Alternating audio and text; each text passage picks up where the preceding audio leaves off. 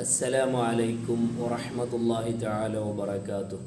പ്രിയമുള്ള മുഹബ്ബീങ്ങളെ, സഹോദരങ്ങളെ, അള്ളാഹുവിൻ്റെ റസൂല് സ്വല്ലല്ലാഹു അലൈഹി വസല്ലമ തങ്ങൾ ജനങ്ങളിലെ നന്മ തേടി അലയുമായിരുന്നു. ഓരോ വ്യക്തിയിലും അവരുടെ ഉള്ളിലടങ്ങിയിരിക്കുന്ന നന്മകൾ നബി സ്വല്ലല്ലാഹു അലൈഹി വസല്ലമ തങ്ങൾ പരിശോധിക്കുമായിരുന്നു.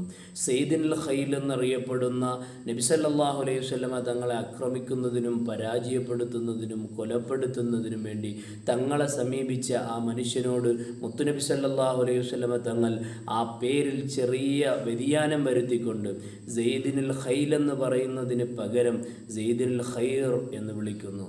ഖൈറുടെ നന്മ ഉള്ള സെയ്ദ് എന്ന് വിളിക്കുമ്പോൾ അദ്ദേഹത്തിൻ്റെ മനസ്സിൽ എന്നെ ഇതുവരെക്കും ഇങ്ങനെ ആരും വിളിച്ചിട്ടില്ല എന്നുള്ള ആ ഒരു സന്ദേശം മനസ്സിൽ വരികയും നബി സല്ലല്ലാഹു അലൈഹി വസല്ലമ തങ്ങളെ അറിയാനും നബിതങ്ങളിലേക്ക് അടുക്കാനും അദ്ദേഹം ശ്രമിക്കുകയും വിശുദ്ധമായ ദീനിൻ്റെ ആ ഒരു മഹത്തായ സന്ദേശം ഉൾക്കൊള്ളുകയും ചെയ്തു എന്നുള്ളതാണ്. നാം എല്ലാവരും മറ്റുള്ളവരുടെ തിന്മകൾ തേടി അലയുമ്പോൾ അവരുടെ തിന്മകൾ കാണാനും കേൾക്കാനും വേണ്ടി ആഗ്രഹിച്ച് പരിശോധനയും ഗവേഷണവും നടത്തുമ്പോൾ മുത്തുനബി സല്ലല്ലാഹു അലൈഹി വസല്ലമ തങ്ങൾ അവരുടെ തിന്മകളെ മനഃപൂർവ്വം മറച്ചു വെക്കുകയും അവരിൽ അടങ്ങിയിരിക്കുന്ന നന്മയുടെ അംശത്തെ തേടി അലയുകയും കണ്ടെത്തുകയും ചെയ്യുമായിരുന്നു എന്ന് അവിടുത്തെ ജീവിതത്തിൽ സ്വഭാവ വിശേഷമായി വൈശിഷ്ട്യമുള്ള സ്വഭാവമായി നമ്മൾ മനസ്സിലാക്കുന്നു.